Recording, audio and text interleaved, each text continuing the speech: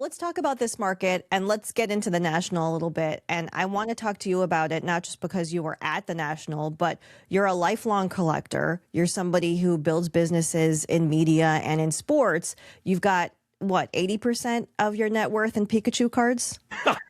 Something like that? Wemby, not Pikachu, but yes, it is an unhealthy amount of my investment. Oh wow, we have I didn't see the effects team, but it's I impressive. mean, this is, Yeah, this is you're actually dealing the with a most high production sophisticated value production podcast right now, that Rob. you have taken part in.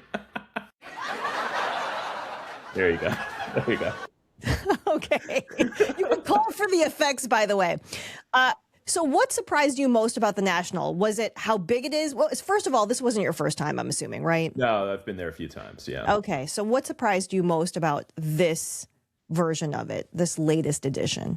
I would say two things. Number one, you always like the traditional card show and the historic national. You go and you see tables with plexiglass, where you have all of the cards there.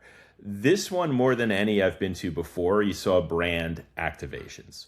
Walmart was there. You saw So Fanatics. beyond Tops and Fanatic. Yeah, yeah. I mean, again, it's usually a very mom and pop feel. This one felt a lot more corporate. Hmm. Arena Club had a huge presence. Courtyard IO, all these companies who've had millions upon millions of dollars invested in this hobby were there to activate and came up with really cool user experiences. I think Walmart's was the ability to basically donate your common cards that you typically would never use, and they would give you a chance to win some pretty cool prizes as a result. I think Arena Club, you were able to make your own card, which was kind of fun. So, we saw major companies really activating at this event, and I'd say that probably took up 20% of the showrooms. It's so massive. So Yeah. that's number one. Number two, the actual, and this is a little sad, the price of the cards are just through the roof. I mean, it's incredible what has happened. And this isn't like 3 years in the making. Over the last 6 months, we have seen cards like Michael Jordan's rookie card, the Fleer Yeah. 1986, go up, not even twice. I mean, a card that you could have bought for 10 grand maybe a year ago, you now have to pay over $20,000 for, maybe 25. So like, the costs now. I spoke to one person who's like, I brought $6,000 looking to buy and get some good bargains and purchases. And like, God, the prices are so steep. I'm not going to come out with much. And that's crazy, absolutely crazy to hear. I remember for years, you go to a card show, including the National, you're looking in the $20, $50, $100 range. People are spending thousands upon thousands of dollars at these events, and it's just incredible. It's so interesting to me to hear that because you think about how online commerce has completely changed the game Yeah. for the brick and mortar stores. I mean, frankly, including, a big box store like a Walmart or a Yeah. Target. Uh, but people want these real life experiences. People Yeah. come to I mean, doesn't that kind of surprise you a little bit? Or is it maybe not because this is something physical that you want to see in You person? know what? I think there's a couple of reasons behind it. I think you're absolutely right that, people, probably don't appreciate the fact that this is community more than anything, right? So Hmm. being able to be surrounded by people that, are as passionate about this as you are is a moment. And that's something you want to be there for. But the other part of it are the economics. People, and by the way, one of the big companies that activated there was eBay. Right. eBay, when you buy a card on eBay, there's a 13% fee. All right. So like there is, and that's the seller's fee. But when it finally comes down to the price you're paying, it's a bit more, between the shipping, between the taxes, you end up spending a lot more money than the initial price of the card that you saw. That's not the case at the National. When you go to a card show, the asset is there. In fact, you're going to end up largely being able to get it for less money than what they're advertising it for by bargaining. So there are some economic reasons why, if you're going to spend, again, that $6,000 person, they will go a lot further at a card show than they will, doing it online. The other part I would add Interesting. is Okay. there's an incredible activation of trading that goes on. So forget about the National. people go to their hotels in the, call it, 25-mile surrounding radius, and at 8 o'clock at night you walk into a lobby, you are seeing people with slabs upon slabs negotiating and trading with each other. Hmm. That's something you also don't have the ability to do necessarily online. So Right. there's It there's turns good into a little economic bit of an reasons. exchange. What's that? It turns into its own New York Stock Exchange It's incredible. It's outside the incredible. floor. And a lot of youth, by the way. Like you're seeing kids who are, anywhere from 10 to 15 years old with their parents, and they opened up their boxes of slabs. It's quite impressive, but it's a legitimate experience. And I think what's cool about the National is it expands beyond the physical presence of the National. It goes to the hotel rooms, or not rooms, the lobbies, where you get to see this. Hey, it might happen in the rooms. We don't know about that, but it might. I mean, think about it. If it's a big enough card, right? If it's Yeah. a, if Yeah, the no, price is right, you don't want to be out in public. no. And Uh, security, as we've learned, me and you were talking about it before. I mean, one of the viral moments that's occurred after the National is a video of what looks like a father and son, or grandfather and son, responsible for stealing a $15,000 Patrick Mahomes card. yeah. And the internet is currently at work to identify them. But yeah, I mean, what's cool about that again is it's unfortunate and unfortunately somewhat common to have that type of security issues. But Because these cards watching are worth so much money now. they're so valuable now. But what's cool is to see Yeah. the entire hobby come together to try to work to identify. Like if you see the different I mean, good luck. brands. The Yeah. brands on Instagram who are all sharing the video to try to bring awareness, it's impressive to see the hobby come together. I'll try to drop the picture in this show, but if you look at the picture, it could be any number. I mean, you would not be able to pick that guy and his kid out of a lineup. I Yeah, swear. there's a lot of people that look A similar. lot of people, I mean, they blend in. So, Yeah, okay, they stole a Patrick Mahomes card worth something like $15,000. For people who are watching this, maybe they're into sports, or maybe they haven't traded cards in 30 years. What's up with the gold rush? We know, like, during the pandemic, there were people who sort of opened up their old cards and, got into the yeah. buying and selling, but it hasn't abated. No, It's gotten bigger. it's growing again. Using that Michael Jordan example of a card in 6 months going up double. Why? Why? I mean, All right, so Jordan retired 25 years ago. here's my reason behind it. I think that there's two core reasons. Number one, this used to be a world where the pricing was not fluid, meaning you could go on sites like 130point.com and look at previous eBay sales of a card. One day the card sells for 100, the next day it's 300, the next day it's 50. There just was no rhyme or reason to it. It was based off of how much money that person wanted to spend at that given moment. That has changed. All of that data has ultimately come together. Cardladder.com, Right, card eBay, ladder, you can yeah. see sold sales. So like it is a wild thing that when you see a card is worth $100, it's trading at 102, 103, 199. Like it is all in the ballpark. So that to me has removed a huge element of the risk that used to be in the hobby. So now people are more willing to put money against it. I think that is a huge part of it. The other Okay. part is to your point. So we had this moment during COVID where this happened to be an area that a lot of people went into. And what quickly then transpired was a lot of companies invested in new technology that would ultimately, enhance the experience. You look at an arena club, Trove just recently launched, Courtyard IO. All of these companies, even GameStop got into the action. Fanatics obviously got very into the action. Yeah. All of this to me would not have happened if not for that COVID experience where everyone started to go into this. But now that they have, it has made the purchasing and the marketplace experience so much better. We no longer live in a world where, how far is the nearest baseball card shop? You could take part on it on your phone, on the internet. So yeah, I think that those are two key factors: the real pricing in the marketplace, plus the technology allowing you to all participate in it. Yeah, and when you think about the actual gold rush, the people who made money were the people who were selling shovels and Yeah, Levi's jeans to the right. people actually looking for gold. So when you talk about Fanatics and or Trove or Arena Club, those are the Yeah, people who are capitalizing on this moment. All right, let's get into the most valuable IP in the world. In this particular arena, it's not necessarily sports, it's Pokemon cards. Your sons yeah, have Pokemon. they do. Is this a nostalgia play purely like for people that maybe collected in the late 90s? Obviously, it's not if kids today are also Yeah, getting that's what I was about to Pokemon. say. I think that yes, there are people who, At the again, upper similar end, to maybe it's a me. nostalgia play.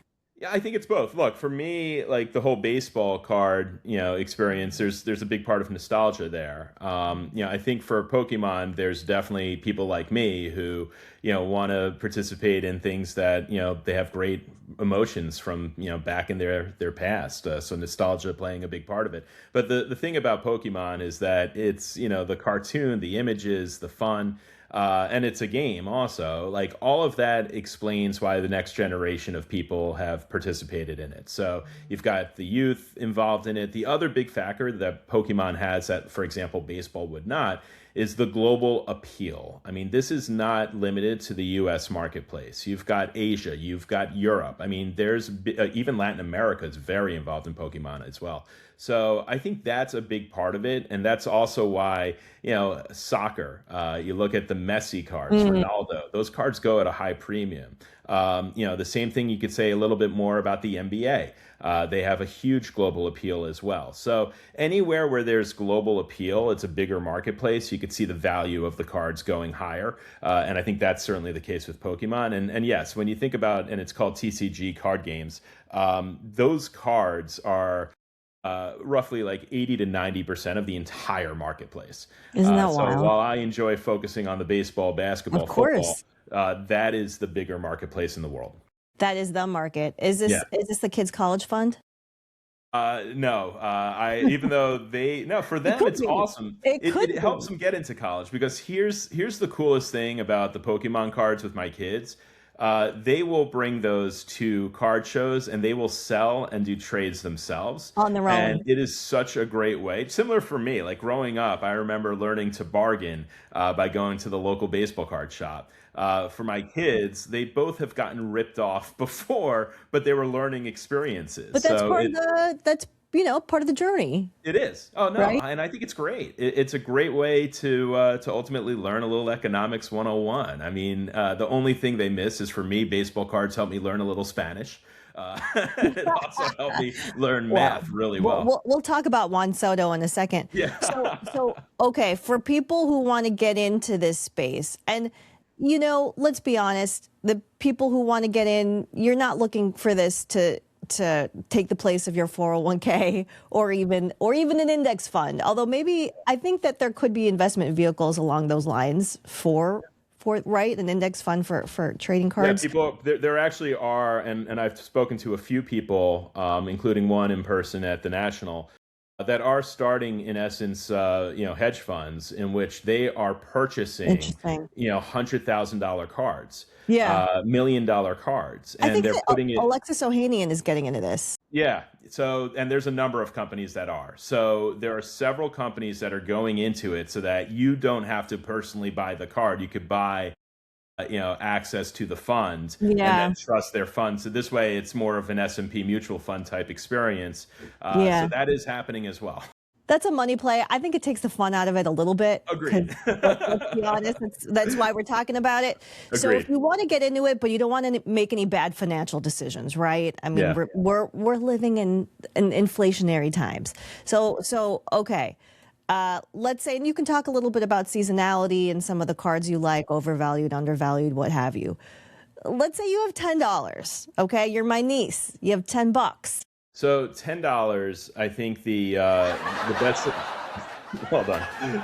$10. I think the best thing you could possibly do is get a card that's not graded. I mean that's the best thing you can do. So you That's look not on the graded. Okay. marketplace and decide is it Wemby, is it Cooper Flag, is it a Michael Jordan from like 1992, and just buy the card raw.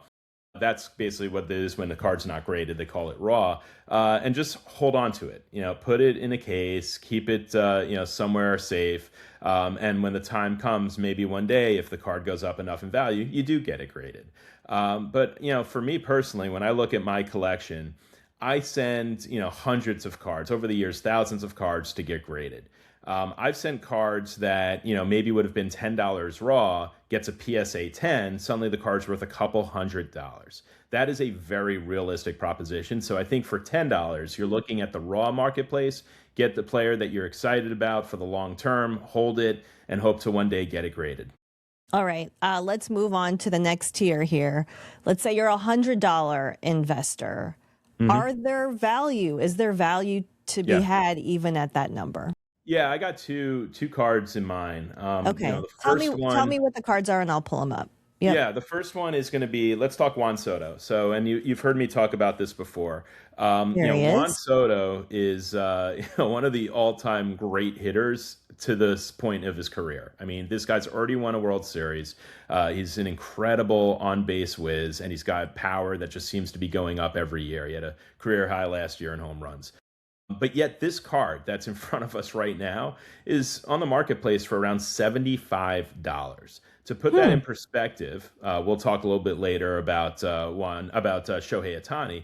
That one's going for substantially more. I mean, I'm talking about like tenfold more, Okay. 15-fold more even. So the point is that Juan Soto is not getting appreciated in the marketplace today. Why? Well, it could be the fact that the Mets are what they are. It could be the fact that he's having a little bit of an injury-riddled year. But in my opinion, when the career is over, this is a guy who's probably going to be around 500 home runs, 3,000 hits, and going to be immortalized as one of the all-time greats. So Gem, if the and this is card's at like available for 75 75 bucks? right now, yeah, if it's 75 right now, I see this card going up into the mid hundreds in a matter of a couple of years at most. Okay.